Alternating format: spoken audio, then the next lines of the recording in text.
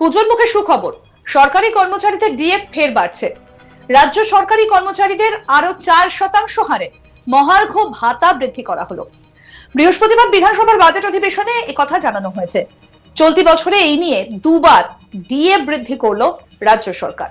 অর্থাৎ এই ডিএ বৃদ্ধির খবরে কিন্তু যথেষ্ট স্বস্তিতে, কারণ পুজোর আগে ডিএ বাড়ানো এটা কিন্তু অনেকটাই স্বস্তি, কারণ রাজ্যের অনেকটাই বকেয়া ডিএ বাকি রয়েছে এবং কেন্দ্রীয় সরকারি যারা কর্মচারী, রাজ্য সরকারি কর্মচারী যারা, তাদের ডিএর পার্থক্য কিন্তু অনেকটাই। আর পুজোর মুখে 4% হারে ডিএ, এটা কিন্তু অনেকটাই স্বস্তি রাজ্য সরকারি কর্মচারীদের। পুজোর মুখে বাড়ছে ডিএ, সরকারি কর্মচারীদের ডিএ বাড়ছে, রাজ্য সরকারি কর্মচারীদের 4% হারে মহার্ঘ ভাতা বৃদ্ধি করা হয়েছে। বৃহস্পতিবার বিধানসভার বাজেট অধিবেশনে এই কথা জানানো হয়েছে। আর জানিয়ে রাখি, এই নিয়ে চলতি বছরে দুবার বাড়লো ডিএ। গত 21শে ডিসেম্বর পার্ক স্ট্রিটে বড়দিনের উৎসবের উদ্বোধন করতে গিয়ে সরকারি কর্মচারীদের জন্য 4% ডিএ বৃদ্ধির কথা ঘোষণা করেছিলেন মুখ্যমন্ত্রী। ঘটনাচক্রে ওই দিনই কলকাতা হাইকোর্ট সংগ্রামী যৌথ মঞ্চের সদস্যদের ডিএর দাবিতে নবান্নের সামনে বিক্ষোভে বসার অনুমতি দিয়েছিল। বাজেট অধিবেশনে রাজ্যের অর্থ প্রতিমন্ত্রী চন্দ্রিমা ভট্টাচার্য বাজেট পাঠ করেন। আর সেখানেই জানানো হয় আরো 4% হারে রাজ্য সরকারি কর্মচারীদের ডিএ বৃদ্ধি করা হবে। গত জানুয়ারি মাসেও ডিএ বৃদ্ধির ঘোষণা করেছিলেন মুখ্যমন্ত্রী মমতা বন্দ্যোপাধ্যায়, আর সেবারও 4% ডিএ বেড়েছিল। কেন্দ্রীয় সরকারি কর্মচারীরা বর্তমানে 46% হারে ডিএ পান। আর বৃহস্পতিবার ঘোষণার পর রাজ্য সরকারি কর্মচারীদের ডিএ বেড়ে হলো 14%।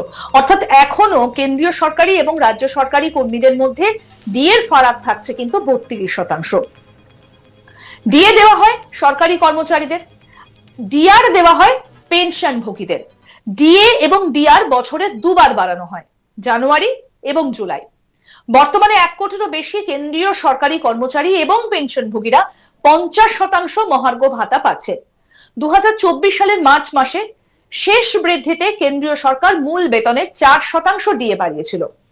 মহার্ঘ ত্রাণও 4% বাড়ানো হয়েছিল।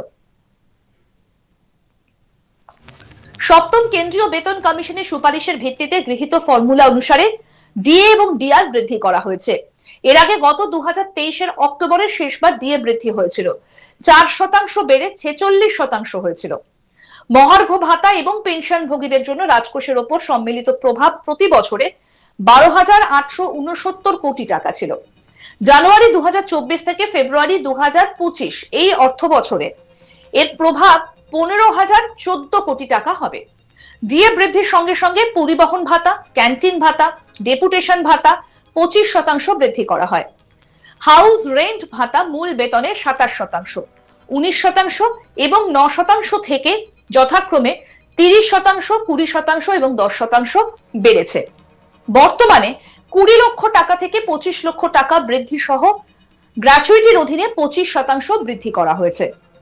বিভিন্ন ভাতা বৃদ্ধির কারণে রাজকোষের ওপর বার্ষিক 9,400 কোটি টাকার বোঝা বাড়বে। এই সিদ্ধান্তের ফলে 48 লক্ষ কেন্দ্রীয় কর্মচারী এবং 68 লক্ষ পেনশনভোগীরা উপকৃত হবে।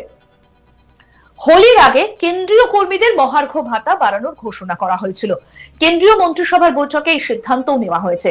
এছাড়াও সরকার উজ্জ্বলা প্রকল্পের মেয়াদ 1 বছরের জন্য বাড়ানোরও ঘোষণা করেছে।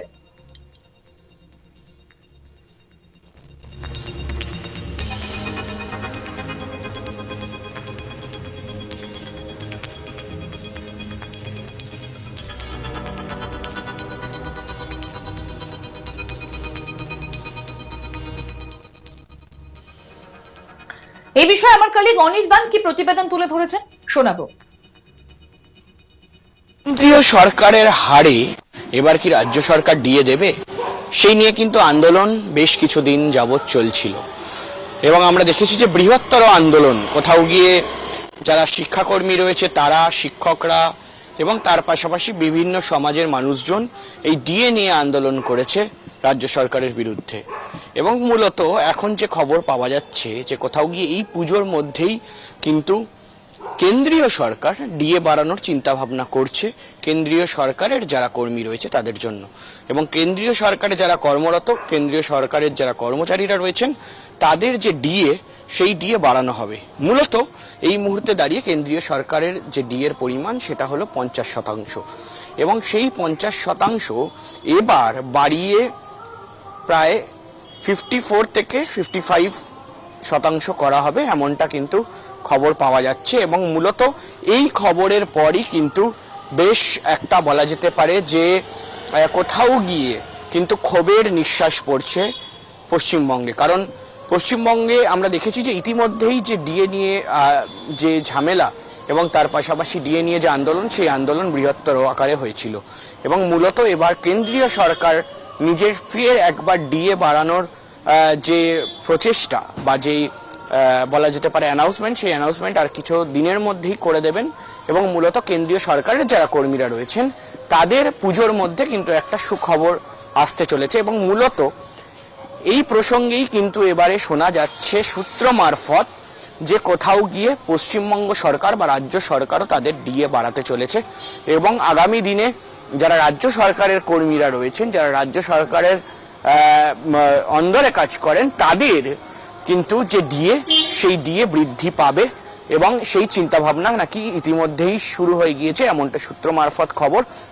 এবং মূলত পশ্চিমবঙ্গে যে রাজ্য সরকারের যে ডিএ রয়েছে, সেই ডিএর বৃদ্ধি পাওয়ার যে ঘোষণা, সেই ঘোষণা কিন্তু ইতিমধ্যে হয়ে যাবে। এবং সেই যে মহার্ঘ ভাতা, যেই ভাতা কিন্তু মানুষজন এই মুহূর্তে বোঝাই যাচ্ছে যে কোথাও গিয়ে যারা রাজ্য সরকারের কর্মীরা রয়েছে তারা চান যে সেই মহার্ঘ ভাতা বা ডিএ বাড়ুক, ডিয়ারনেস অ্যালাউন্স যাকে বলা হয়, এবং মূলত সেই ডিএটাই কিন্তু এবার রাজ্য সরকার বাড়াতে পারে, এমনটা কিন্তু খবর। কিন্তু কত শতাংশ বাড়বে, আদেও কি যে কেন্দ্রীয় সরকারের যে ডিএ রয়েছে বা ডিয়ারনেস অ্যালাউন্স বা মহার্ঘ ভাতা রয়েছে তার সঙ্গে কি মিল খাবে, কোথাও গিয়ে যে এমনটা দাবি ছিল তেমনটা কি হবে, সেটা কিন্তু এই মুহূর্তে দেখার। তবে মূলত এই মুহূর্তে যে মহার্ঘ ভাতা রয়েছে, সেই মহার্ঘ ভাতা বাড়তে চলেছে রাজ্য সরকারের, এমনটাই সূত্র মারফত খবর, এবং এমনটাই কিন্তু চিন্তা ভাবনা করা হচ্ছে রাজ্য সরকারের তরফে।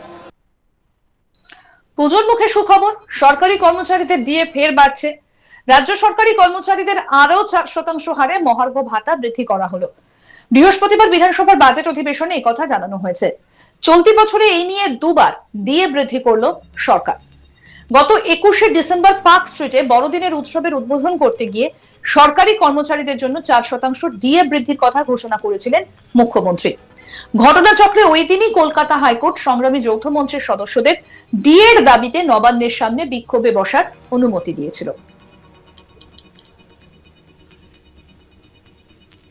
আরো আপডেট পেতে দেখতে থাকুন আজ তাক বাংলার ইউটিউব চ্যানেল, সাবস্ক্রাইব করুন।